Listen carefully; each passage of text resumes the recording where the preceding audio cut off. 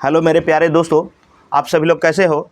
आप सभी लोगों के लिए आज जो है कि हम सर्वनाम पढ़ाने वाले हैं और आप लोग इसको शुरू से अंत तक देखिएगा कि ज़रूर है कि समझ में आएगा। क्या है आखिर सर्वनाम। तो लिखा है परिभाषा, जो संज्ञा के बदले उपयोग होता है उसे सर्वनाम कहते हैं। यानी जो संज्ञा के बदले जो उपयोग होता है उसे सर्वनाम कहते हैं। जैसे आपको देखिए क्या लिखा है, जैसे देखिए ब्रजेश पढ़ाता है। यहाँ ब्रजेश पढ़ाता है तो यहाँ तो ये संज्ञा है, जब नाम दे दिया तो ये तो क्या है, संज्ञा है। अगर इसी को हम क्या करें, इसी को हटा के अगर जो कर दे वह पढ़ाता है तो ये हो गया हमारा क्या, सर्वनाम। क्या हो गया, सर्वनाम। समझे क्या। जैसे तुम पढ़ते हो तो ये हमारा तुम क्या है, सर्वनाम है। मतलब हम नाम के हटा के अगर जो यह वह कोई कर देते हैं तो ये हमारा क्या हो जाता है, सर्वनाम। ठीक है। अब आता है कि सर्वनाम की आखिर कितनी संख्या होती है, कभी कभी ये भी पूछता है। तो सर्वनाम की कुल संख्या 11 होती है। सर्वनाम की संख्या कितनी होती है, सर्वनाम की कुल संख्या होती है 11 होती है। ठीक है।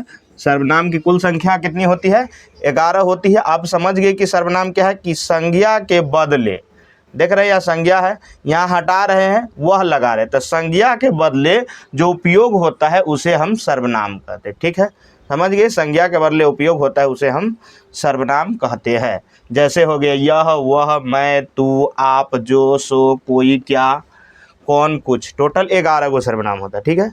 अब हम आगे चलते हैं। अब अगला प्रश्न क्या है, लिखा है सर्वनाम के भेद या प्रकार। तो सर्वनाम के भेद या प्रकार कितने होते हैं, तो 6 भेद होते हैं। और इसको याद करने का ट्रिक क्या है, अनाप शनाप। ठीक है। कोई पूछे सर्वनाम के कितने भेद होते हैं, आप बोलिएगा अनाप शनाप। क्या आप अनाप शनाप पूछ रहे हैं, पूछना है तो कुछ अच्छे वाला पूछिए ना। तो समझे इसका ट्रिक क्या है, अनाप शनाप। अ से क्या हो जाएगा, अनिश्चयवाचक। क्या, अ से अनिश्चयवाचक, और ना से क्या हो जाएगा, तो ना से हो जाएगा क्या, निश्चयवाचक। तो समझे, अ से अनिश्चयवाचक, न से हो गया क्या, निश्चयवाचक, प से हो गया प्रश्नवाचक। क्या हो गया, प्रश्नवाचक। तो अनाप के मतलब समझे, अ से अनिश्चयवाचक, ना से हो गया निश्चयवाचक, प से हो गया प्रश्नवाचक। ठीक है।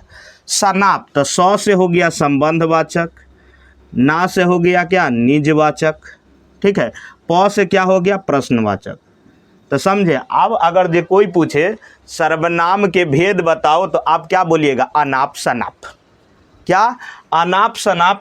यानी अ से अनिश्चयवाचक, न से हो गया निजवाचक, प से हो गया प्रश्नवाचक, स से हो गया संबंधवाचक, न से हो गया निजवाचक, और प से हो गया क्या, पुरुषवाचक। ठीक है।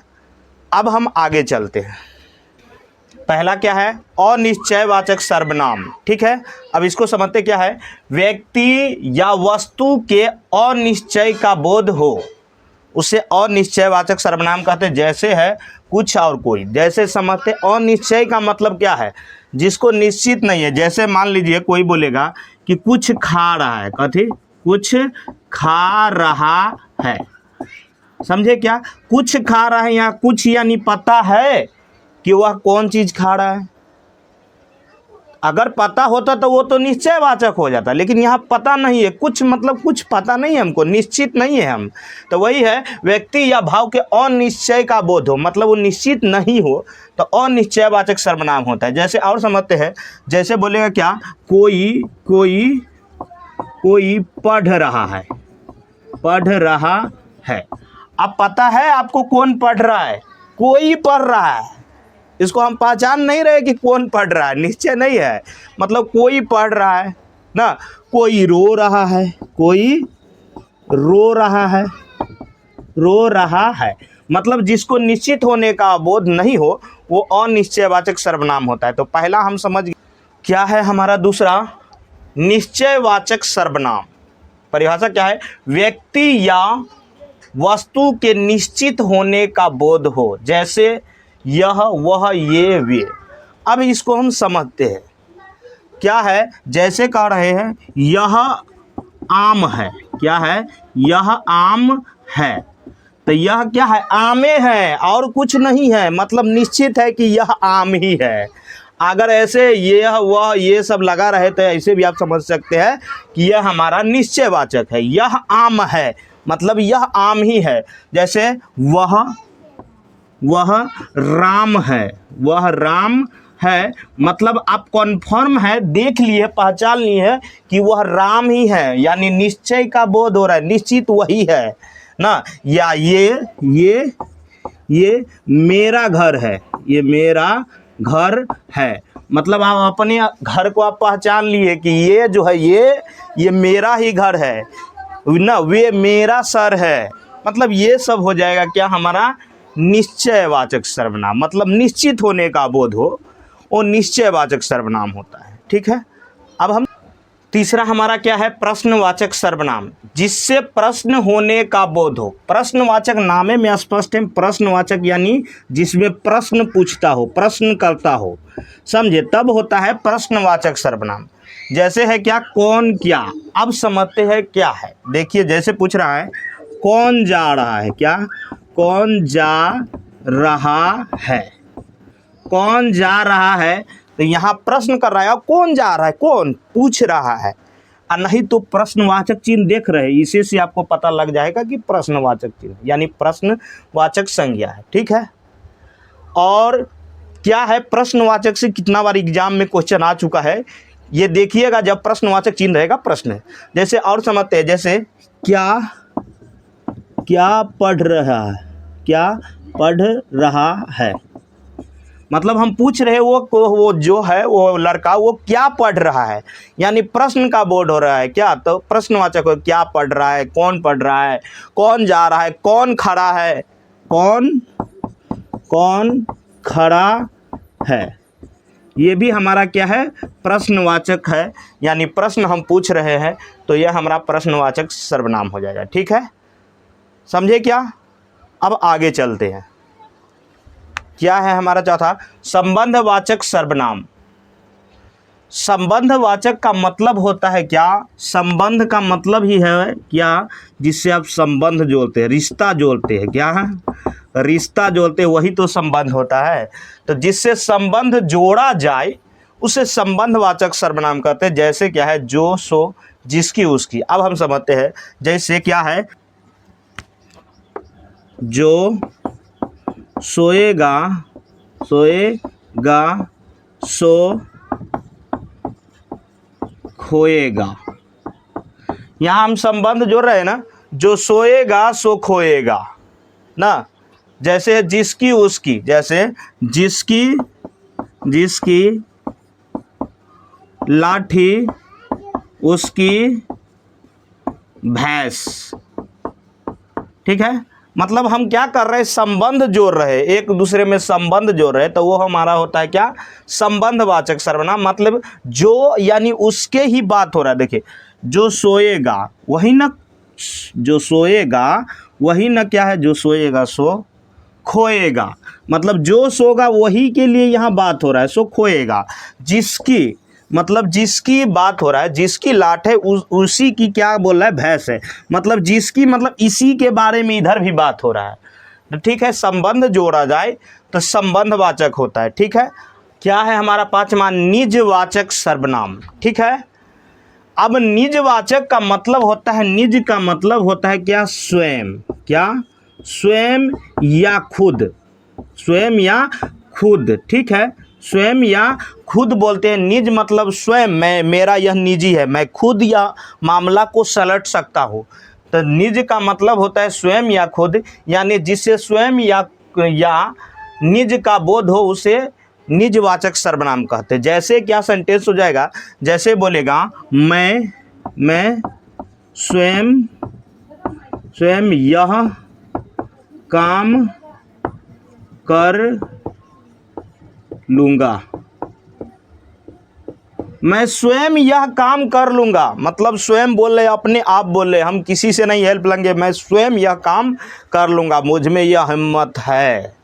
तो ये हो गया ना। जैसे बोल रहे आप क्या, तुम खुद पढ़ लोगे ना, तुम खुद पढ़ लोगे, मतलब तुम अपने आप पढ़ लोगे, किसी हेल्प की ज़रूरत नहीं है, तो तुम खुद पढ़ लोगे, ठीक है। या मैं स्वयं चला जाऊंगा, मैं स्वयं चला जाऊंगा, किसी के धकेलने की ज़रूरत नहीं है, मैं खुद अपने आप जा सकता हूँ। तो यहाँ हो गया सब क्या, निजवाचक सर्वनाम। ये खुद के अपने बारे में बता रहा है, या स्वयं जब कोई अपने बारे में बताए तो वो निजवाचक सर्वनाम होता है। अब हमारा एक है और आखिरी है, ठीक है। अब क्या है हमारा पुरुषवाचक सर्वनाम, ठीक है। जिस सर्वनाम से बोलने वाला, क्या, जिस सर्वनाम से बोलने वाला, सुनने वाला तथा जिसके बारे में कहा जाए उसे क्या कहते हैं, पुरुषवाचक सर्वनाम कहते हैं। आदमी में 3 प्रकार का होता है। जैसे आप स्वयं हो गए, मान लीजिए ये आप खुद है, ये आप खुद है, मान लीजिए है हम नहीं देखने में, मान लीजिए आप स्वयं है, आप है, ठीक है, ठीक है। ये आप है, ये आपके सामने वाले यानी तुम हो। कौन हो, तुम हो। ये है सामने वाले यानी आप, ये है आपके सामने वाले, ठीक है, ये आपके सामने वाले है, ठीक है। और ये एक और व्यक्ति है जिसके बारे में आप बात कर रहे हैं, क्या, थर्ड पर्सन, जिसके बारे में, ठीक है। ये हो गया 3। मतलब जब बोलने वाला स्वयं आप बोल रहे हैं, सामने वाला सुनने वाला तथा जिसके बारे में आप बात कर रहे हैं, तो वो पुरुषवाचक सर्वनाम होता है, ठीक है। और पुरुषवाचक सर्वनाम के 3 भेद होते हैं, उत्तम पुरुष, मध्यम पुरुष और अन्य पुरुष, ठीक है।